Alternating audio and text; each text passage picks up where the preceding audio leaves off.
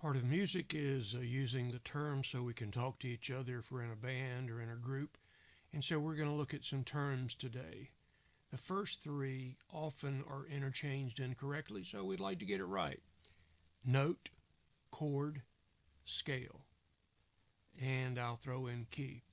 A lot of times people call this a key. That's a note. Okay, so here we go. A note is a single tone. That's a G. One note. I can play multiple notes, but they're all single notes. As soon as I add another, I've got some type of a chord. Now, the correct term is major triad, minor triad. In other words, three tones together making up a chord. The major chord is the root note G, the third, which is a B, and then the fifth, which is a D. So if I fingered that and played strings 3, 2, 1, I've got a short G chord. Chord, G note, G chord, full G chord on a guitar. Now, if I played a D and the G, that is a chord, and we refer to that as a power chord because it's the root and the fifth. We'll talk about that in a minute when we look at scales. So G note, G chord, and G scale. Do, re, mi, fa, sol, la, ti, do. Now, if I counted those, 1, 2, 3, 4, 5, 6, 7, 8, then they take on new meaning. 1, 2, 3, 4, 1, 2, 3, 4, 5, 1, 4, 5. That is in a lot of gospel music, pop music, all types, blues, rock.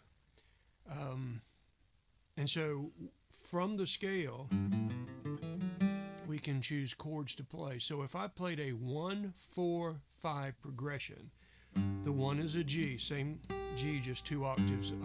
2 octaves up. So I've got a G, that's my 1. And then my 4, 1, 2, 3, 4, that's a C. And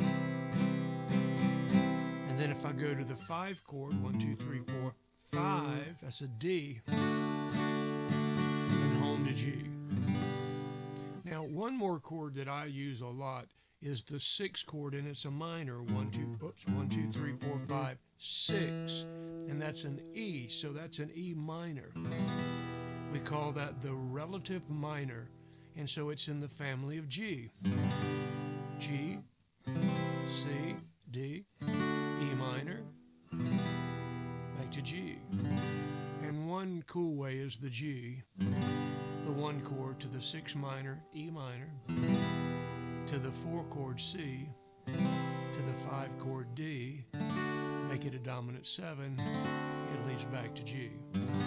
All right, note, chord, scale. Very good.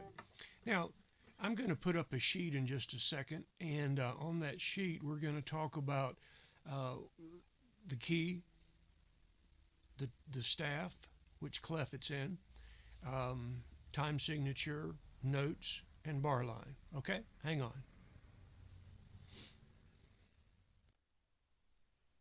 So here we go with several of the terms. The first thing on the very top, you'll see the G treble clef, and that is the key signature, and that's where most stringed instruments will play. Next thing you see is a 4 over a 4, and that is the time, 4/4 time. The top number tells you how many beats, 1, 2, 3, 4. The bottom number tells you what type of note. So if you put a 1 over the bottom note, that's 1/4. So in this 4/4 time, the quarter note gets the beat. And so we've got 4 quarter notes in the first measure. Then there's a vertical line, that's the bar line or the measure line. Then we've got 2 quarter notes and a half note in the second measure. Now, if you'll drop down to the very bottom, we have something very interesting. Number 1, we have sharps, 4 pound signs, and that's 4 sharps. And I don't play in 4 sharps very often. But anyway, again, we have 4/4 time, but here's what's interesting. We have quarter notes, but the first beat of the first measure after the 4/4, we have two notes, thus constituting what? A chord. It's not a major triad, that would take three, but it's two notes making it a chord. The second beat is a single quarter note. So in this one we have chord, note, bar line, chord, note, and it goes on and on. So all of these terms will come into play, and hey, musical terminology is used in music only. We don't say, hey, hand me a bar line. It's in the staff. No, not the people that run the school. So we'll go over these, we'll use these, we'll review these, but what happens is over time we just learn what is what, and that way we can communicate. So correct, better be correct musical terms. There you go.